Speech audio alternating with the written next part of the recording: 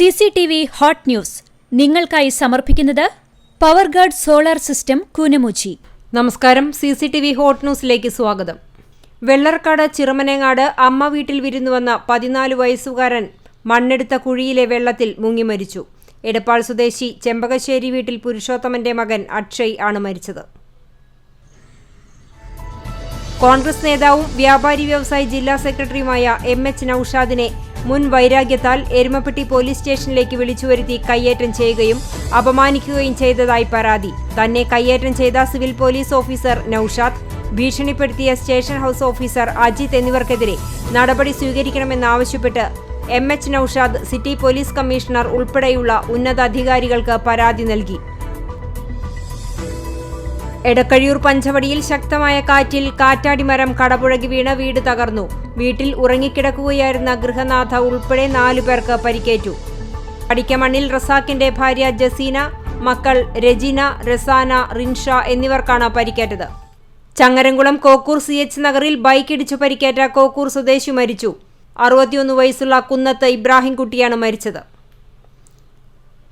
കേരളത്തിലെ പ്രധാന അടയ്ക്ക വിപണന കേന്ദ്രമായ ചാലിശ്ശേരി പഴയ അടയ്ക്ക കേന്ദ്രത്തിന്റെ 71ാം വാർഷികവും പുതിയ മാർക്കറ്റിന്റെ 1ാം വാർഷികവും ആഘോഷിച്ചു.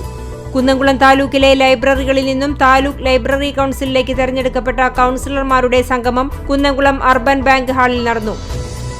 സംസ്ഥാന SC/ST കമ്മീഷൻ അംഗവും സംസ്ഥാന ലൈബ്രറി കൗൺസിൽ അംഗവുമായ TK വാസു യോഗം ഉദ്ഘാടനം ചെയ്തു. മഴ ആരംഭിച്ചതോടെ വെള്ളക്കെട്ട് മൂലം ദുരിതം അനുഭവിക്കുകയാണ് ഒരുമനയൂർ തങ്ങൾപടി നിവാസികൾ. വീടുകൾക്ക് ചുറ്റും വെള്ളം കെട്ടിനിൽക്കുന്നതിനാൽ പുറത്തിറങ്ങാൻ കഴിയുന്നില്ല. പ്ലാസ്റ്റിക് മാലിന്യം അലക്ഷ്യമായി വലിച്ചെറിയുന്നവരോട് അരുത് എന്ന് നടന്നു പറയുന്ന തിരക്കിലാണ് പത്മജൻ. കാസർഗോഡ് മുതൽ തിരുവനന്തപുരം വരെ കാൽനടയായിട്ടാണ് മാലിന്യം വലിച്ചെറിയുന്നവർക്ക് ബോധവൽക്കരണം നടത്തുന്നത്.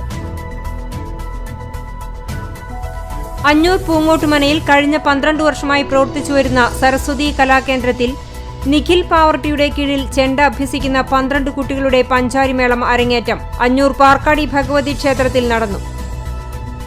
CITU കോർഡിനേഷൻ കമ്മിറ്റിയുടെ നേതൃത്വത്തിൽ ഏരിയ തല ശുചീകരണ പ്രവർത്തനം എരുമപ്പെട്ടി ഗവൺമെന്റ് ഹയർ സെക്കൻഡറി സ്കൂളിൽ നടത്തി.